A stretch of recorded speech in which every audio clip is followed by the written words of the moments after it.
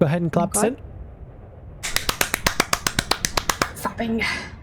Fappin'. Welcome to Tales Tomorrow. I'm Morrow, and this is Mary. We got some more RPG horror stories for today. Mary, I got a druid question, and I need you as an expert to answer this. If you could be a singular wild shape, and you could only be that one wild shape, what would it be and why? Can it be one we've created for the campaign, or Yes, does it have sure, to be easily. Lupus? No problem. Lupus? Oh, you would like The that Lupus. one? For anybody that is interested about it, we've added a little bit of a thing where Mary can just explore around the world and try to find some unique creatures that are kind of going extinct, but still bestial and stuff. If you want to use a stat block, maybe we'll mention stat block. Show a picture of it. We got a picture.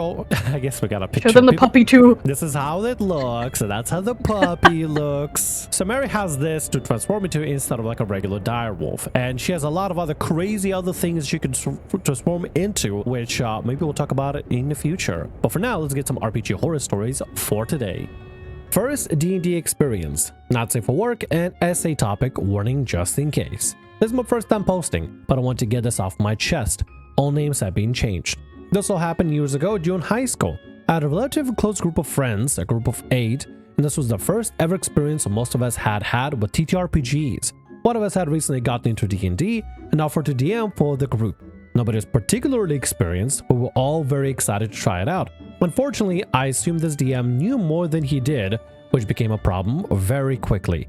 Character creation went smoothly. I don't need to go over the details of all the other players of the characters, but I played a half-elf monk, male, and my closest friend in the group, Gabby, was playing a dwarf paladin, female. It's worth noting here that Gabby and I were the only girls at the table. From the first session, cracks were starting to show. DM had a very loose grasp on the rules. I didn't reference them the majority of the time. Several house rules put some classes at a major disadvantage. For example, he didn't use armor class. Every time a player was attacked, they rolled dexterity against the attack roll, and enemies did the same. This had made high dex enemies almost impossible to hit in an early game, and players like Gabby who started with low dex score were immediately on the back foot.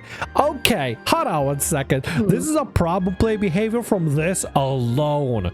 Ignoring armored class, ignoring AC for some sort of like a dexterity off? That is just so dumb. That's so stupid. Why would you do that? If somebody has a lot of dexterity, they basically become unkillable and you'll be able to almost nearly ever hit them at all. Like ever. Just make a rogue, bump everything into dexterity, and you're good to go. You're golden. Something DMs should do, especially when they're starting off new, is never ever stray from the main formula. Just stick with the rules as written until you get comfortable enough to understand them, and then later on, if you really want to do something crazy and zany like homebrewing your own stuff, then after you're confident with understanding and full grasp on the rules, then you're doing that. Otherwise, this is just gonna become a disaster game already. Additionally, characters could make charisma checks against the others, also decided by contested roles. There were several instances where characters would disagree, and instead of role-playing it out or deciding amongst ourselves what to do, we would just roll persuasion on another character to make them agree with you. It didn't matter how much your character would disagree or what the player wanted.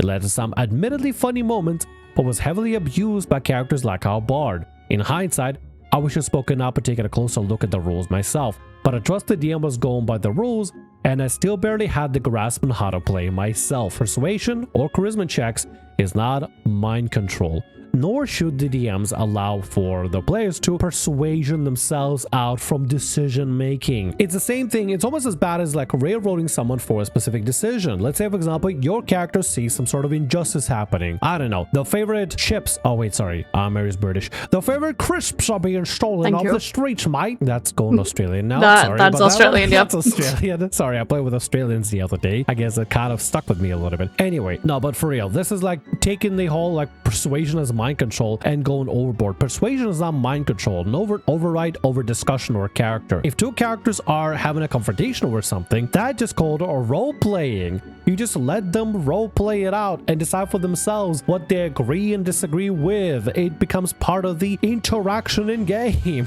This is a disaster game already, and I can't wait to see how bad it gets. I cannot for the life of me tell you what the plot was.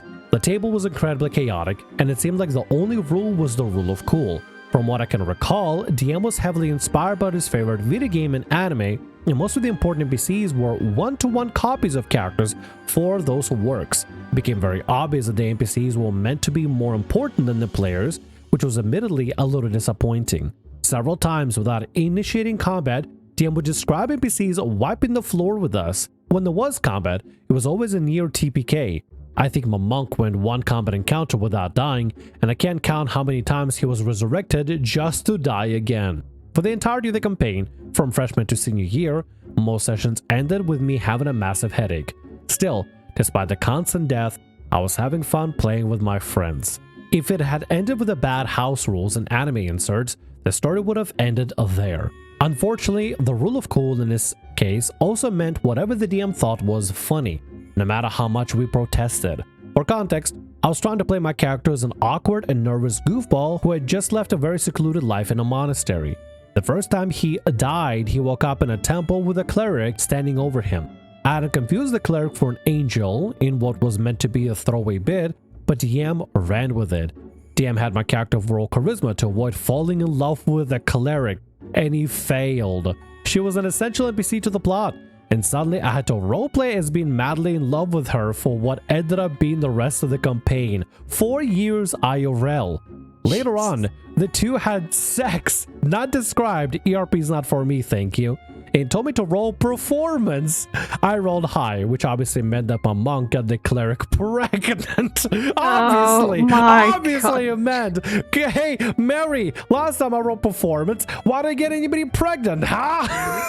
What did you roll? Obviously. I probably rolled like a 6 or something. But obviously, when you roll performance in bedroom, you have to get somebody pregnant, obviously, right? Jesus Christ. This game is getting worse and worse the more we read. Opening up Forge just so I roll performance.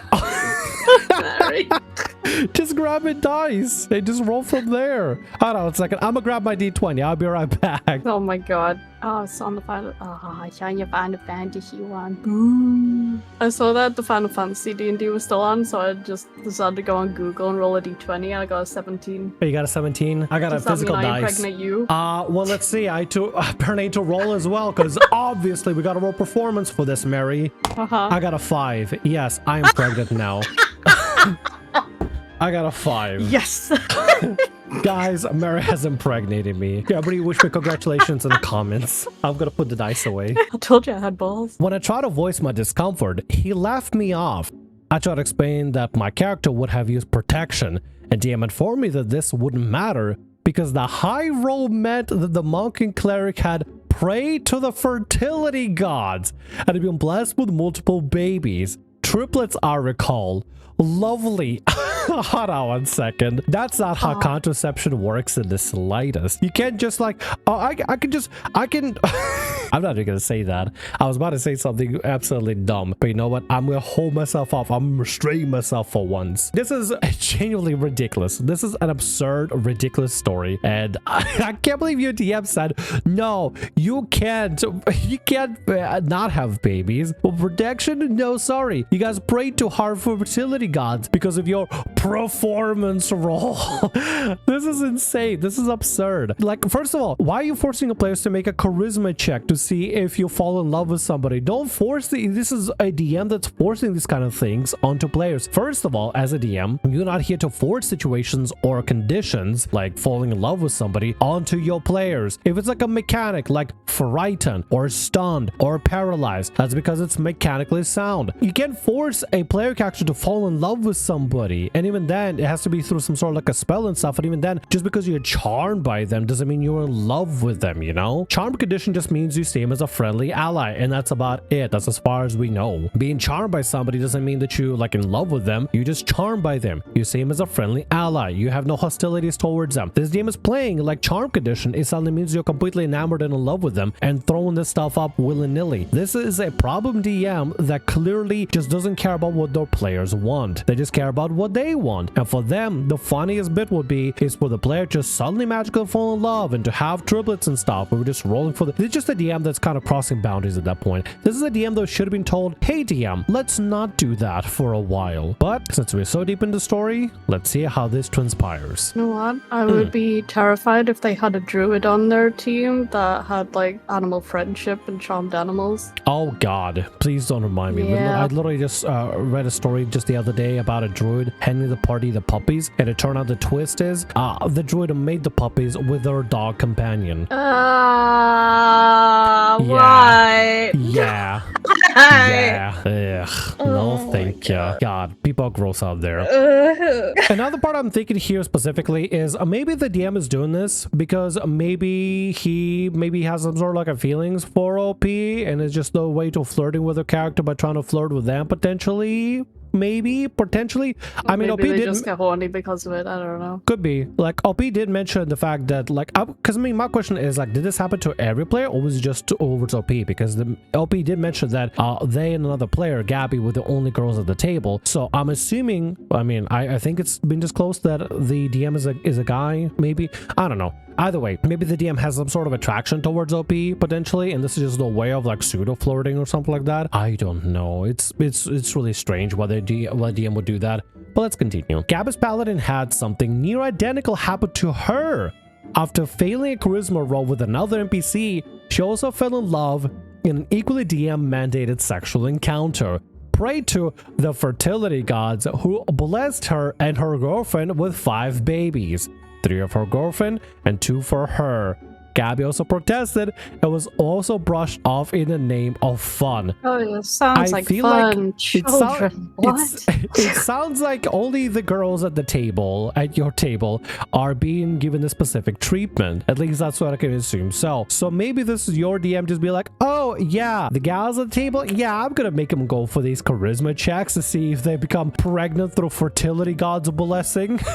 Absolutely insane. God. I think the DM was just like way too horny at the table and just really wanted to force the girls at the table to go through something like this. Yeah, they definitely had a pregnancy fetish. Unless they have like a thing where everybody's getting pregnant, which I don't know if I like both. Like two of the scenarios don't work out great. One scenario, DM only makes the girls at the table, their characters get pregnant or have some sort of really pregnancy related sexual encounter. Or 2, everybody is getting a sexual pregnant encounter or something like that. It just, whichever way you cut it, it's not a good look. I'm grateful every time I remember this campaign that the pregnancy subplot were mostly ignored in favor of other shenanigans, but was uncomfortable then and it's uncomfortable now. All of our discomfort and concern was laughed off. I wouldn't go as far as to say the DM was being intentionally sexist, but I do think it wasn't wholly coincidence that the other player characters, played by the boys, only had romances and sexual encounters that they sought out. It was only Gabby and me who were forced into these situations. If my monk had been a woman, I have no doubt how I would have gone regardless of what I wanted. Okay, never mind. I got my confirmation. It's literally just DM targeting the gals at the table. Gabby and I laughed about it now and went on to have much better TTRPG experiences. I like to think the experience made me a better DM by showing me what not to do, but I never played with DM again and probably never will. Hope all these years later he's a little more normal. We can only hope, really. We can only hope. I'm sorry that it ended up happening to you and Gabby. It sucks, but at the end of the day, you'll find a way to grow from it and actually be able to look back at the whole absurdity of the situation, and in a sense it gave you, of like you said, give you something of what not to do as a DM. In a sense, you got experience, I suppose. You got to see what it's like on the other side of a problem DM table, you know, being, I guess, the recipient of a problem DM, which sucks to happen. You know, it sucks that it happened, but I mean, now you got a story to tell and to share with people, and I appreciate you writing about the story.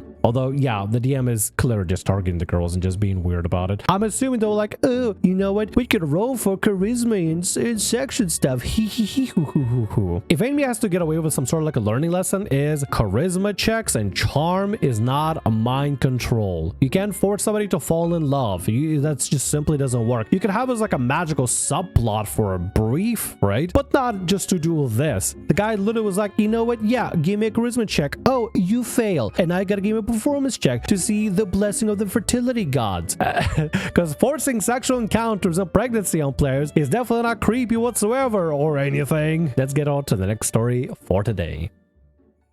DM throws party into sex slavery and then gets mad when state discomfort.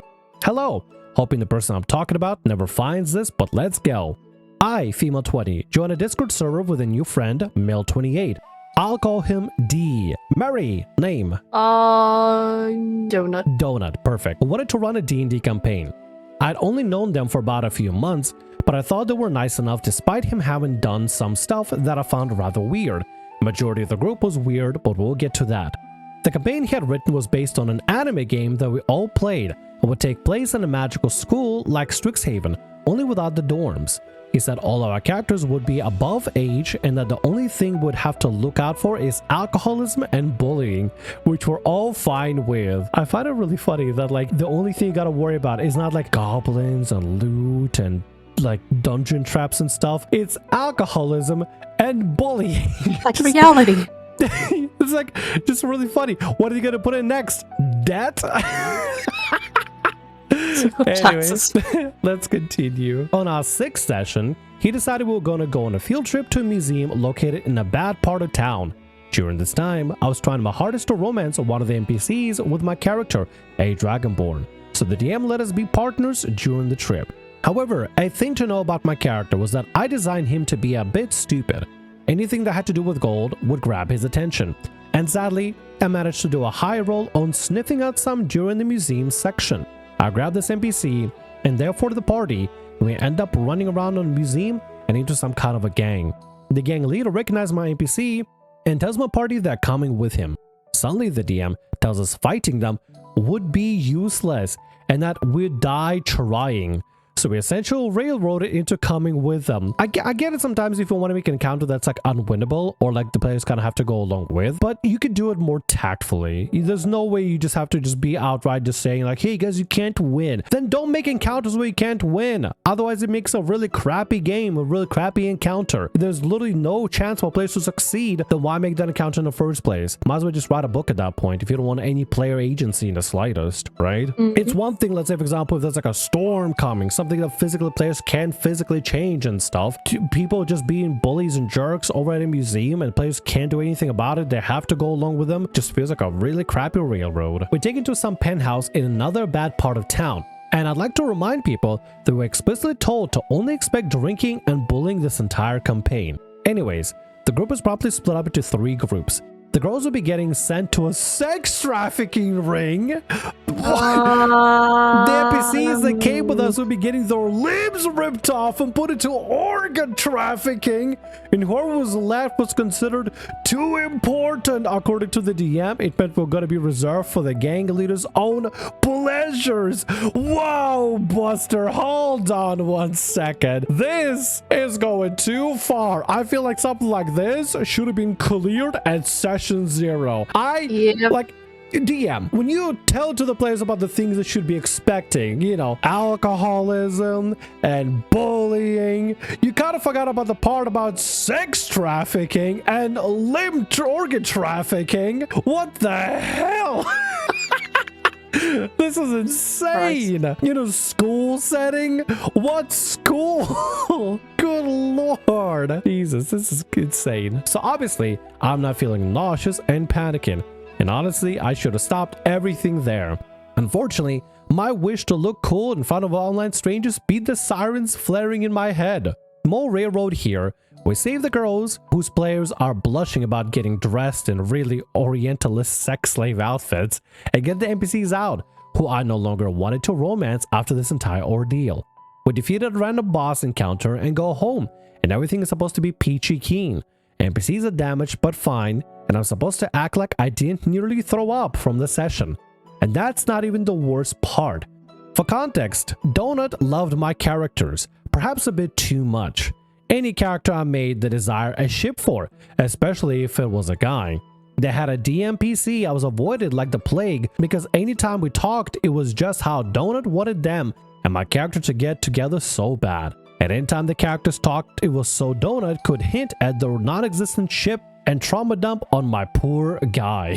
Clearly your DM is trying to pin for some sort of a relationship and wants to just like make characters that they can romance as their own NPC. I feel like your DM is playing this game particularly partially so the own NPC can play like a dating simulator, using your poor player characters as the victims. And that's not okay. If your DM is forcing the player characters to basically become like harem like suitors for basically a dating sim visual novel style, that's just not okay. That's not okay to do so. Let the player characters be player characters. Don't force your stupid dumb DMPC on them for some sort of like a romance or rendezvous. I get a private message from him in Discord where he begins to explain that since my character saw his DMPC in a sex slave outfit, he would notice her many self-harm scars that showed me photos of the DMPC without clothes on to emphasize the point.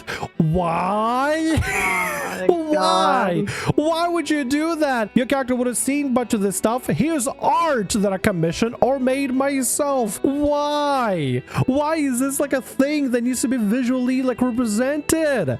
Like, okay, let's say for example, right? If let's say for example, somebody decided to draw, or maybe I commissioned somebody to draw Morrow, I don't know, naked, tastefully nude. There we go, tastefully lewd. And I was like, yo, Mary, you want to see it? And, you know, if Mary want to see it, I would show it. But I'm not gonna be like, hey, Mary, check your DMs, and immediately send it her way. If people don't want to see it, they don't want to see it. Don't force them to see the specific things they're not interested in. This DM is just going way out of line for this sort of thing. They're trying to force their fantasies or fetishes or whatever they got going on. This weird fetishization with self-harm scars. I've kind of feels like it's a little bit fetishized, right? I feel like they're like really trying to pin for this sort of thing. Either they just find it really interesting or they find it attractive, but either way, all of it sounds extremely like crossing boundaries that like haven't been established, you know? At least to me, it doesn't feel like it's been like they're just going overboard and crossing the boundaries that they haven't discussed with OP in the first place. It feels really strange and really weird. I wish this was my breaking point. I wish I realized I hated this campaign and its trash writing and terrible usage of freaking sex slavery and quit, but I didn't. In fact, I played for 4 more sessions of terrible writing and bad choices the DM made, including pretending the sex slave dungeon did nothing to us, killing us off, and then suddenly bringing us back, doing the same with the NPC, and having the DMPC harm themselves in front of another character. Okay, yeah, this DM has some sort of fixation for self-harm, and I gotta be honest, it is gross. It is gross. I don't like it.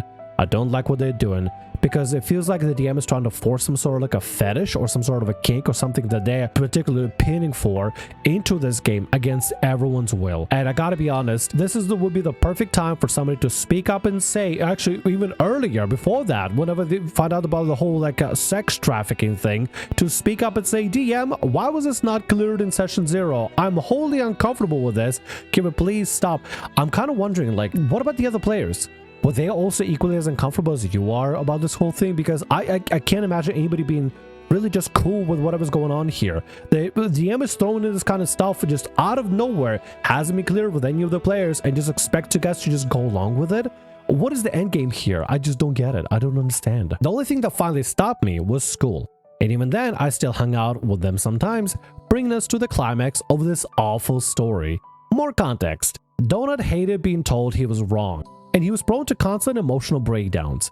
Most conversations I remember having in his voice call was him crying to another person while the rest of us were on mute because I didn't know you that well. One day, I finally gave the courage to say how awful I thought the campaign was. It was met with essentially, I have dark writing, so don't complain. And that was that. Afterwards, he then proceed. No, you know what? I gotta say something. Saying I have dark writing and that's it, and you can't complain. That's like deflecting from criticism. This isn't dark writing. You have a fetish. You have a grotesque fixation over trying to create some sort of a traumatic moment for the sake of trauma, and you don't care what the rest of the players want or care for what the rest of the players are interested in. The fact that this DM is so fixated over making sure the trauma is the main character of this campaign instead of whatever the players want to do is already very much telling about about their focus and their priorities here. This DM does not prioritize the players in the slightest, nor cares about what the players want to do. They only care about what they want to do and what their specific fixations are important in this situation. And by fixation, I don't mean like some sort of like obsessive compulsive fixation. It's just specifically the pinning for this specific trauma and self scars, and they really have this thing they're trying to really gun for some odd reason. They have this big fantasy that they're really like interested in, but clearly nobody else is. And the DM, whenever talked about how somebody doesn't like it, says, I have dark writing, so don't complain. That's deflection. It's a deflection. You can have dark writing, but your writing sucks and nobody's enjoying it. Well, you also, like, at the beginning said, like, oh, why couldn't he just say at the start, like, oh, by the way, I'm known for, like, making dark stories, or, like, it can get pretty dark and just a warning, but instead all he said was, like, oh, it won't be as, like, that bad, it's only gonna have probably alcohol and bullying. There's, like, nothing what he's done was around that. There was, like, 20 times worse, 100 times worse even than what he said, like... Mary, how dare you make sense of my RPG horror story retelling? How dare you? This is Tales Tomorrow. We can't make sense here. No, for real. No, you are 100% fully right. Out in the open and say, hey, I have very dark writing, and this is what you can expect. You can expect this kind of themes and stuff for this game. Bullying, alcoholism, and more, and cover all that. Then maybe this wouldn't turn into an RPG horror story, and OP would have to be a poor victim to this. But unfortunately, we don't have that, and here we are in an RPG horror story, because reasonable things, Mary, aren't a normality here for RPG horror stories. We can't have reasonable stuff. We can't be normal about it. We can't just be like straight up about it. We have to make it all, I don't know what's the word for it, honestly. We have to just ruin it for everybody. Afterwards, Ethan proceeds to go into the server, then channel, and describe how he is leaving because he is not confident in his writing. He never left. It was an excuse for pity points. I'm happy to say I don't speak to him anymore. Although the story for him leaving is another mess that requires like 5 other people to explain the whole thing. Thank you for reading. Unless you're donut, then leave me alone. Poor donut just wanted pity. Literally crying in a voice call around strangers and stuff because nobody knows each other well. That's some grade A, like, I don't even know what the word for it is, honestly, like trauma dumping. That's just not okay. I feel like that kind of person that wants to be at the center of the attention and they'll do anything they possibly can. They could have some sort of issues, right? Maybe the dark writing stems from some sort of personal issues or personal traumas. You deal with it like a healthy adult in a reasonable manner. You don't just trauma dump it to all the strangers on every Tom, Dick, and Harry that you don't even know in the slightest.